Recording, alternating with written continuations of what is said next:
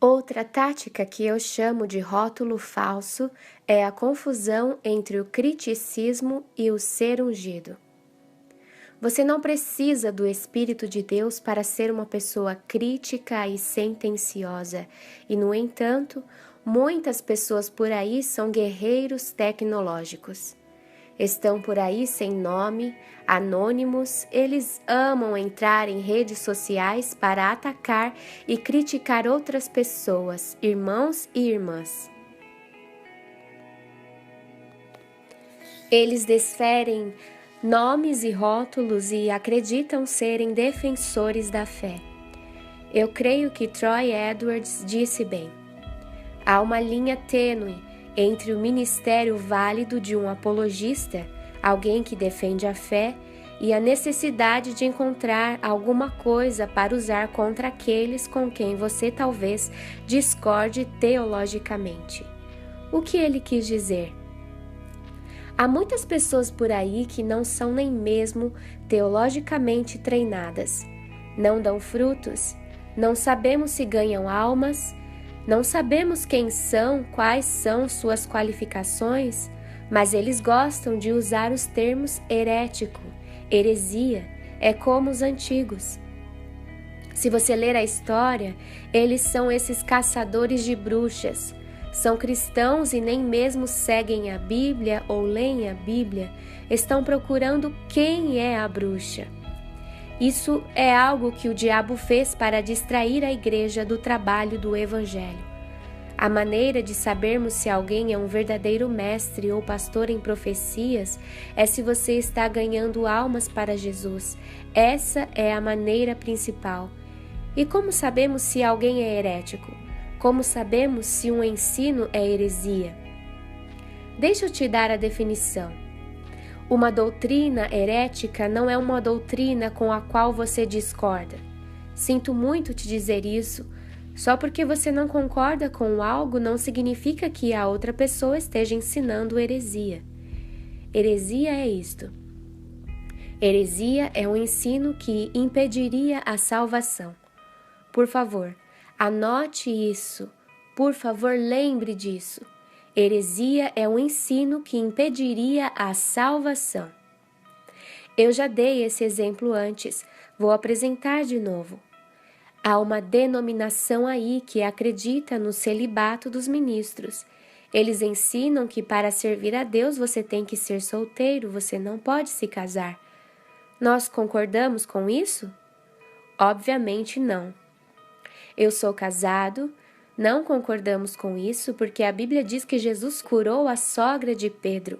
Portanto, Pedro, que de acordo com essa denominação, seria o primeiro papa. Pedro tinha sogra, isso significa que ele tinha uma esposa. E a mãe da esposa dele foi curada por Jesus. Portanto, Pedro era casado. Por que um papa não pode se casar? Porque os sacerdotes não podem se casar. Nós cremos que temos escrituras que sustentam o fato de que nós pensamos estar certos.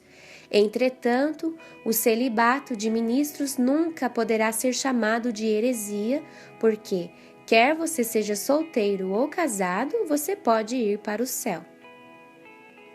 Você pode ir para o céu sendo solteiro, você opta pelo celibato. Nós achamos que você está errado, mas você opta pelo celibato. Mas você pode ir para o céu. Ou você pode se casar e algumas pessoas acham que nós estamos errados, mas você se casa e vai para o céu. Amém? Então, isso não pode ser considerada uma doutrina herética. Por outro lado, vamos agora para o fim dos tempos. Muitas pessoas acham que o seu posicionamento favorito para o arrebatamento é a verdade do Evangelho. Eu sinto informar, é apenas a sua teoria, e nenhuma teoria do arrebatamento poderá ser chamada de heresia. Porque você pode acreditar no arrebatamento pré-tribulacionista, morrer e ir para o céu. Você pode acreditar no arrebatamento mesotribulacionista ou pré-ira, morrer e ir para o céu. Você pode acreditar no pós-tribulacionismo e quer você esteja certo ou errado sobre isso, quando você morrer poderá ir para o céu se você se arrependeu dos seus pecados e acreditou em Jesus Cristo. Está certo? Então, está absolutamente claro agora que os enganadores estão por aí para rotular os irmãos, acusar os irmãos, saindo numa caça às bruxas. Mas são esses caras os enganadores. Agora, se você disser que apenas 144.000 testemunhas de Jeová irão para o céu, o que você acha? Isso é heresia. Isso é heresia. É por isso que não seguimos as testemunhas de Jeová. Há muitas seitas e falsas religiões que ensinam coisas que irão te impedir de ir para o céu. E como eles ensinam? Na maioria das vezes, eles dizem que todos os que vieram antes de nós estavam errados. Então, quem está certo? Bem, no caso das testemunhas de Jeová, apenas Charles Taze Russell, ele era o único cara que estava certo. Ele viveu em 1840. Que triste, que triste. Ninguém mais está certo. Deus não teve nenhum mensageiro. Deus não teve ninguém que acreditasse. Deus não teve nenhum profeta ou mestre verdadeiro antes desse cara de Nova York. Que triste. E os Mormons dizem a mesma coisa. Ninguém estava certo até Joseph Smith escrever o livro dos Mormons. E as pessoas que seguem Maomé dizem a mesma coisa. Todo judeu está errado, todo cristão estava errado, até que veio Maomé e em 610 teve a visão de um anjo. Nós cremos que era um demônio. Porque é muito típico das pessoas mais enganadas deles acharem que todos os outros estão errados.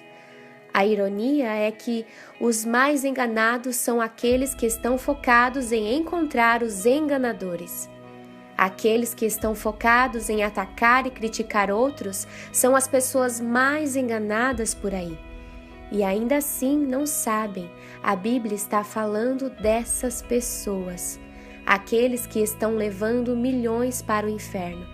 E, no entanto, os cristãos estão se mordendo, lutando entre si sobre os menores e mais insignificantes detalhes teológicos que não têm impacto sobre a salvação das pessoas. Eu penso que o arrebatamento, algo pequeno, eu acredito que a Bíblia, se quisesse ser mais clara, mais do que é, ela seria mais clara. Mas isso não afeta a sua salvação. Não há necessidade de discutir e brigar e rotular as pessoas. A maneira de nos protegermos é focarmos não nos enganadores, mas em Jesus, estudando a sua palavra. E terceiro, eu recomendo, nós devemos entender que nós devemos ter humildade suficiente em nossos corações para perceber que não somos os únicos que conhecem a verdade. Não somos os únicos.